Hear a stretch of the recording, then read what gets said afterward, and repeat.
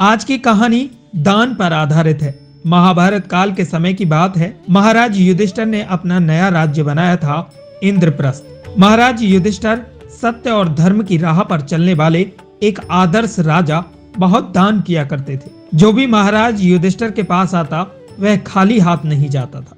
धीरे धीरे नगर में महाराज का नाम होने लगा। लेकिन यह तो आप भी जानते हैं कि जिसकी अच्छाई की चर्चा सभी तरफ होने लगे तो वहां बुराई भी जन्म लेती है।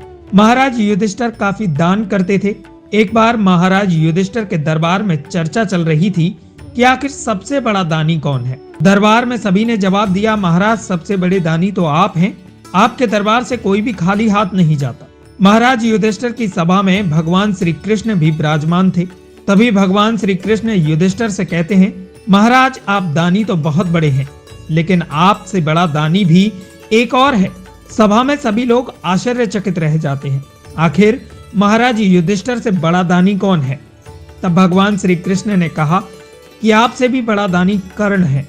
महाराज युधिष्ठिर ने कहा कि द्वारकाधीश अगर आप कहते हैं तो सत्य ही कहते होंगे, लेकिन मुझे नहीं लगता कि मैं दान देने में कर्ण से कम हूं। भगवान श्री कृष्ण कहते हैं, महाराज धैर्य रखिए, एक ना एक दिन इस बात का निर्णय जरूर हो जाएगा। लेकिन एक दिन अचानक पूरे राज्य में भयंकर बारिश हो जाती है। चारों तरफ पानी ही पानी भर गया। बारिश के दौरान ही युधिष्ठिर के दरबार में एक साधु पहुंच जाते हैं। महाराज युधिष्ठिर ने साधु को खड़े होकर प्रणाम किया और साधु से पूछा कि महाराज बताइए क्या आज्ञा है, आप क्या चाहते हैं? साधु युधिष्ठिर से कहते हैं कि महाराज आप मुझे क्या देंगे, मैं तो इस दुनिया के मोह से ऊपर उठ गया हूँ, लेकिन मैं एक यज्ञ करना चाहता हूँ। उस यज्ञ में जिन लकड़ियों का प्रयोग होगा वह लकड़ियां चंदन की होनी चाहिए, तो मुझे कुछ चंदन की सूखी लकड़ियों की आवश्यकता है।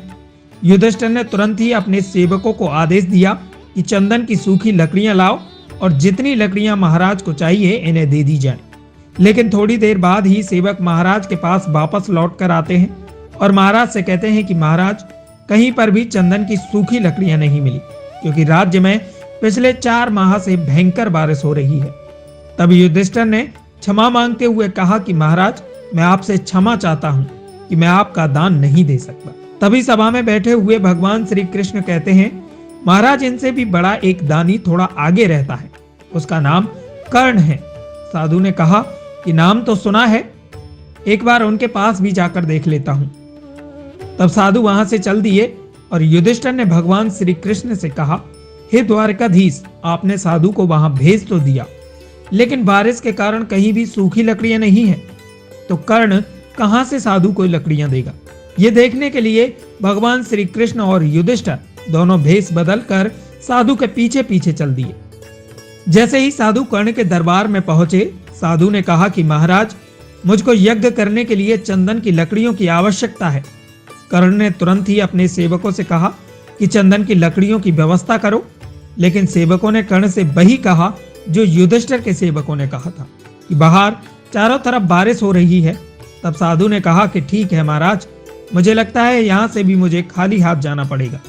कर्ण ने मुस्कुराते हुए कहा, कर्ण के द्वार से मांगने वाला खाली हाथ लौट जाए यह संभव नहीं है। सूर्य उदय होना भूल जाए ये संभव है। आप रुकिए महाराज, इस पृथ्वी पर चंदन की एक भी सूखी लकड़ी होगी वह आपके सामने प्रस्तुत की जाएगी। और तभी कर्ण के दिमाग में आता है और कर्ण तुरंत अपने सेवकों से कहता है कि सुनो, जिस कक्ष में मैं और महारानी विश्राम करते हैं उस कक्ष के खम्भे, छत, दरवाजे सब चंदन के बने हुए हैं। मैं ये आदेश देता हूं कि मेरे शयन कक्ष के सभी दरवाजे और खम्भों को तोड़ कर ले आओ और महाराज को अर्पित कर दो, जिससे महाराज अपना यज्ञ कर सके।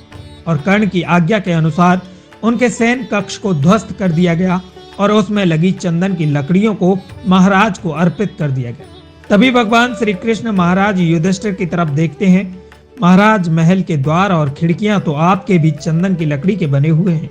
और महाराज युधिष्ठिर ने भगवान श्री कृष्ण के सामने हाथ जोड़कर क्षमा याचना की और उस समय संसार के सबसे बड़े दानी के रूप में कर्ण की घोषणा कर दी गई।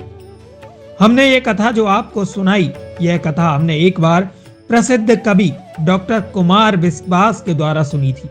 अगर आपको यह कथा पसंद आई हो तो लाइक, कमेंट और शेयर करना ना भूलें। साथ ही हमारे चैनल को सब्सक्राइब कर बेल आइकन जरूर दबाएं ताकि हमारी स्टोरी का नोटिफिकेशन आप तक पहुंच सके।